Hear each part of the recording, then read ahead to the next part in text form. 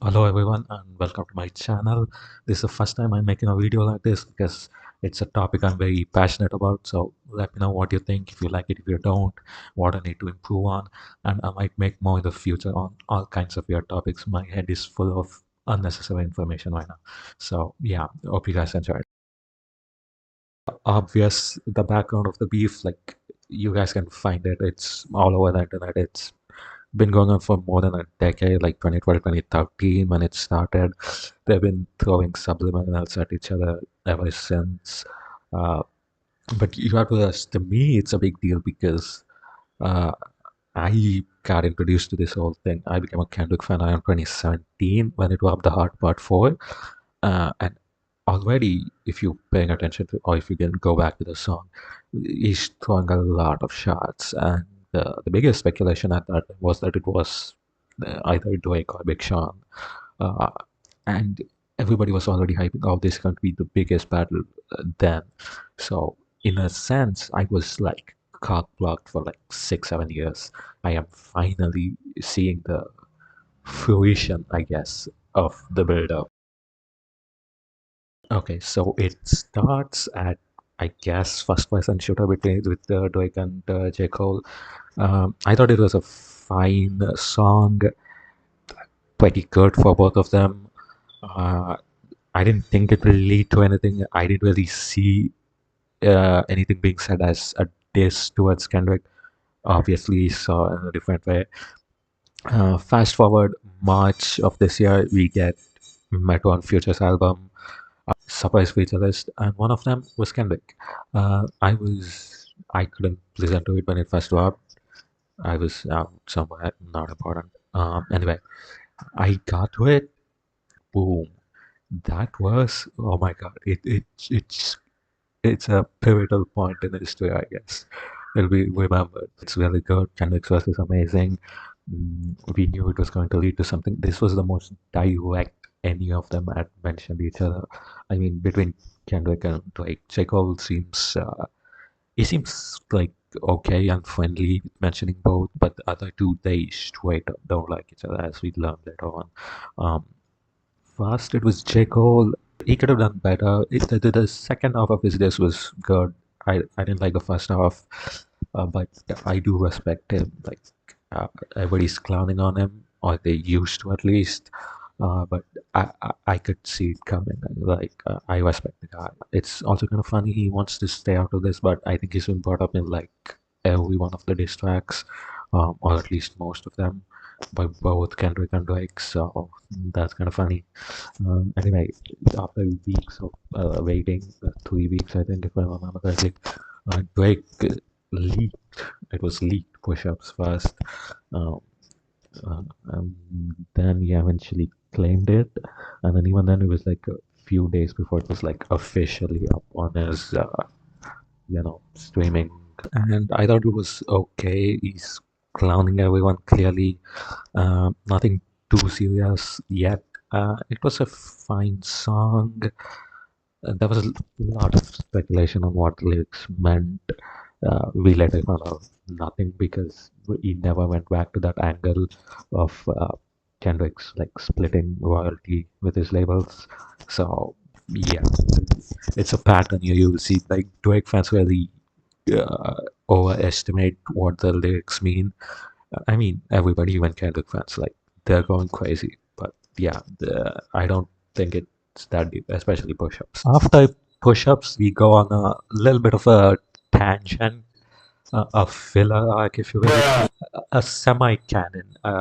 This is the part in Dragon Ball Z where all the side characters are fighting, waiting until Goku shows up. This is where Rick Ross shows up, and he has some like funny lines like "Be well received" became a big meme.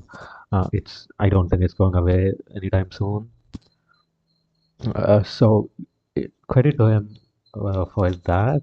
He has his own beef with Drake. It involves him sending cease and desist to French Montana, or so he claims. It also the it also involves Drake being Drake. He invited over because his girl or something. Anyway, push-ups drop. Then his whole camp is trying to rush a response from Kendrick with tailor-made freestyle, the AI song. I thought it was disrespectful, but as a song, not really. That as a song, that's gonna age very bad. It already has, like, terribly. Yeah, Euphoria drops, and the wait was worth it. Okay, like it may not seem, it didn't seem that disrespectful to me first listen, but as a song, it is amazing. It's probably my favorite. It's definitely the one I've played the most out of all these. Um, it's amazing. The beat switches, the flow switches.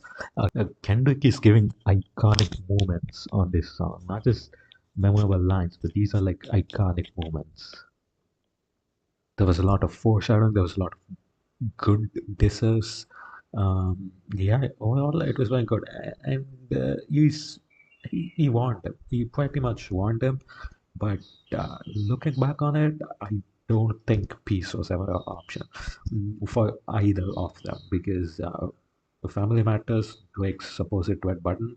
Uh, my guess is he already recorded it at the same time as push-ups or a little bit later, and then added extra details, obviously. Uh, and same with all of Kendrick's songs as well. Apparently, it's being claimed that all the songs Kendrick dropped he recorded in one session, and Euphoria was initially like 19 minutes long or whatever. And I think as it went on, he added extra stuff just before releasing. But yeah, I don't think peace was an option. He claims in this song that let's just keep it hip hop thing and not get personal. But I don't think that was an option with these two.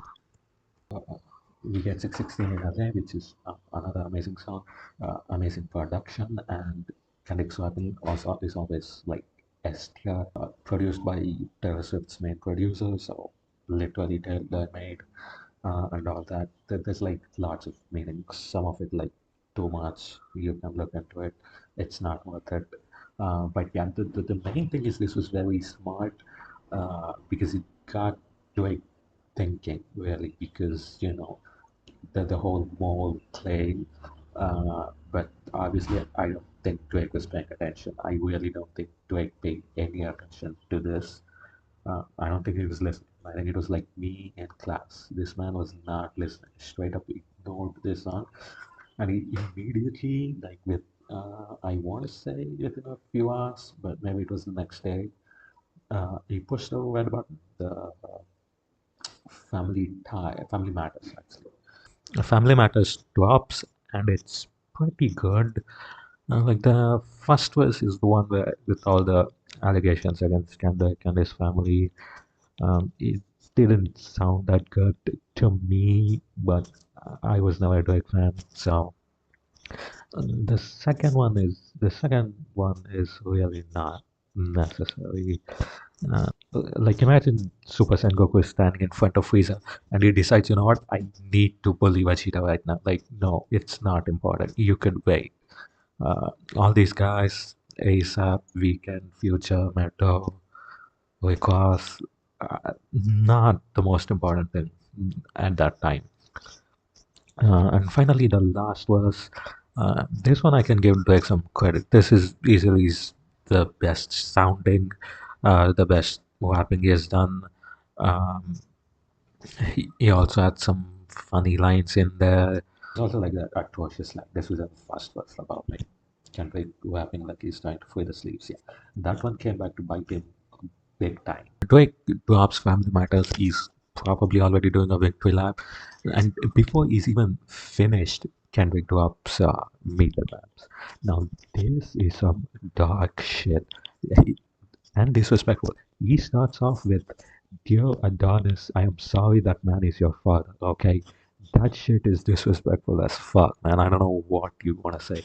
Um, and this is where it gets dark. The accusation, the mudslinging starts here. Technically started in the last song, but it happened basically at the same time.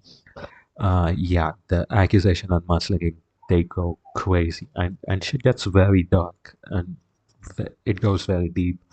There's lots of conspiracy where it is losing its mind. If you're not getting sleep at night, it's worth going over it. But yeah, I wouldn't suggest it. Meet the Grams as a song, the production, Alchemist production was really good. I like that a lot. Kendrick was on some sinister vibes, really set the tone very nicely. Uh, the big reveal, of course, about his daughter. Uh, we are gonna get to that later, but as a song overall, it was more consistent than Family Matters. But Family Matters, like I said, the last verse, I think I'd give that is probably the best between these two. But I also thought Meet the Grams was more disrespectful. You don't realize Meet the Grams was another level of disrespect. It doesn't even see Drake as a human. It almost sees him as a failed uh, lab specimen that needs to be thrown out. Like that's the level of disrespect on that song. Meet the Grams drops, and this is the pivotal moment. Like up until this point, I think the it was more or less even the public perception of these two, but this is where the tides slowly start to turn. Like immediately snuffing out Family Matters is an all-time chess move in this. It also gives a lot of credence to Kendrick's claims that there is a mole uh, within the OVO. And honestly, Drake and his fans have tried to push the agenda anyway, that he fed him the info, but you have to be one extremely gullible SOB to believe that. Like, this is a very key, undeniable detail that Kendrick knew Family Matters was going to drop, and he dropped a song almost immediately. Like I said, the accusation on mudslinging reached crazy levels here. Both need proof, but neither really have it. But I'll tell you why, like, the allegations against Drake are believable because there is smoke and there's no smoke without fire. Like against we know he has a pattern of sus behavior with girls, very young girls. We know about people in his crew like Buck are not nice. He does have a weird case. He has a case that he's been convicted guilty for. Like there's very tangible things that points towards Drake, whereas nothing much really against Kendrick. My working theory right now is that there may be stuff going on, but not that Drake is involved uh, directly or like actively involved in that stuff. Now, officially, the beef is not fun anymore. Until the very next day. お前ことどれかです。Most of the hundred people, default, me back, nigga, be a freak though. Man down, calling ambulance, tell him please though. Never nigga to the clock, she fuck around like T-so. What's up with these stony ass niggas trying to see Compton? They English speaking, hate me, fuck them all in their mama. How many options you really got? I mean, there's too many options. I'm in a pass on his body, I'm John Stockton. Beat your ass and hide the Bible if y'all watching. Sometimes. Need I say more? This one's a banger. This one's the final nail in the coffin because Kendrick beat Drake at his own game. He proved that he could do what Drake could do, but even better. So Drake responds, but low key, it's so trash. It's disrespectful to put it here. Like the most disrespectful thing about this track is how bad it is. It's disrespecting the genre more than anything. Yeah, man. We gotta definitely write a song about how we do not diddle kids. Do not diddle kids. It's no good diddling kids. There is no quicker way for people to think that you are diddling kids than by writing a song about it. You gotta write a song that says, ooh, I wouldn't do it with anybody younger than my daughter. No little kids, gotta be big, older than my wife, older than my daughter, something like that. Don't write a song about that. No, I'm cloudy, I got a headache. So, in conclusion, Kendrick won. He made better songs. He made better diss tracks. He played the game better. He strategized better. For all the talk of Drake being battle tested, he got completely outplayed.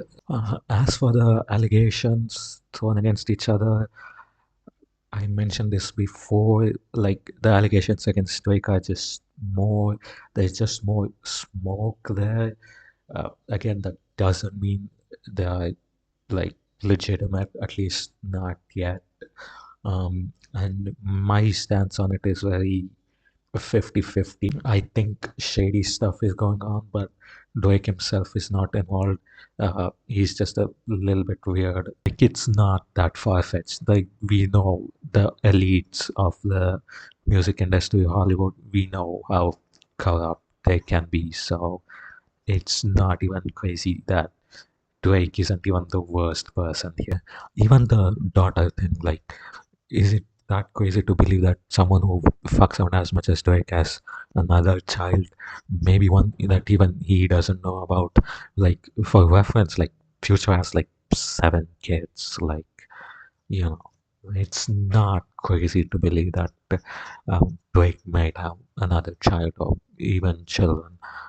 But the difference is that Drake has this image as a pop star that Future doesn't. Um, Future being misogynist is a meme that's like just generally accepted.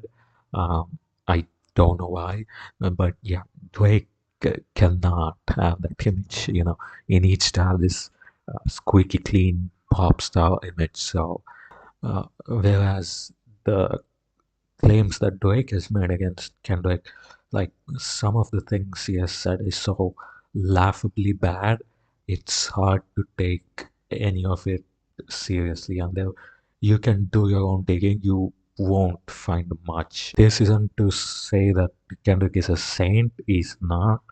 Uh, he's not. We know he was unfaithful. That's the most we know. We don't know anything else. They may be working through it. They may not have reached a conclusion yet, but you know, it's still in the realm of being human, a very flawed human, admittedly, but it's not on the same level as the things around Drake and his camp. So, what's next? Drake is already, I guess, rolling out his next project. Um, I think he's gonna go back to doing what he's been doing. He's gonna release music. He has a audience outside of hip hop who will listen to him. Uh, he's still going to do numbers. I don't think this will impact him in the long run. We'll have to wait and see. He's probably going to throw a lot of subliminals at everyone. We will see if he goes at Kendrick still, and then we'll have to see, wait for Kendrick's response. Mm, but yeah, that's about it. But for him to like gain back the respect of hip hop, of the culture, I think he has to take a page out of Kendrick's book. He has to make an album like Mr. Morale, an introspective album. He has to tackle this head on, like this beef, everything that he's been called out for, what it means to him, how he's gonna come out of this. Like he needs to address this. If he needs respect, that's what he needs to do. If he needs money and fame, he just needs to do what he's been doing and just drop an album full of songs, okay songs. Like they'll get played, they'll do their job. But yeah, so it'll be interesting which route he goes. I don't think he'll go the Mr. Morale route.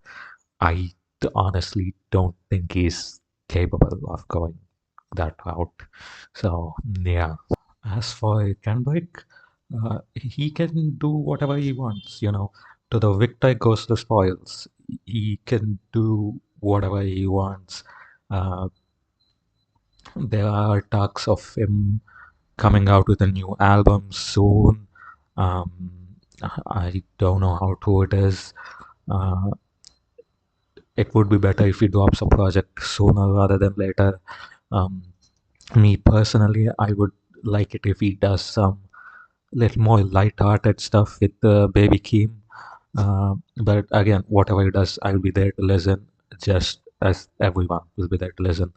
I think he is now conclusively proved that he's the best of this generation and arguably the best of all time. Like, he's given us amazing projects over the years, critically acclaimed, commercially, and now this beef also. He challenged two of his, closest competitors, and he came out on top. I don't know what more he has to do to prove himself.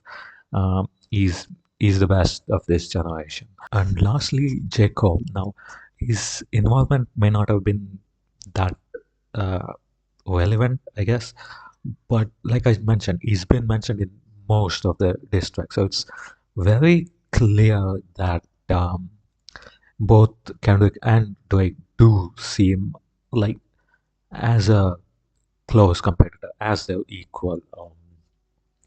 And both of them also have said that the other kind of screwed over Cole. Uh, don't know what that means yet. But again, I'm interested to hear his uh, POV on that. Uh, of course, the fall off that's coming with its own hype. He's been building it up since like 2018, I guess. So it'll come with its own hype and its own pressure. But and that's outside of this beef. But uh, purely as part of this event, I'm interested to see, what his take is. Like, I I don't think he'll just ignore this. Like, it's pretty big deal, and whether he likes it or not, he was in the middle of it. So it's an interesting perspective. I want to hear it. It may not be on the album. It may be on the next like feature he does, whatever. But I'm interested. I'm a fan, so I'll be here waiting for what he has to say.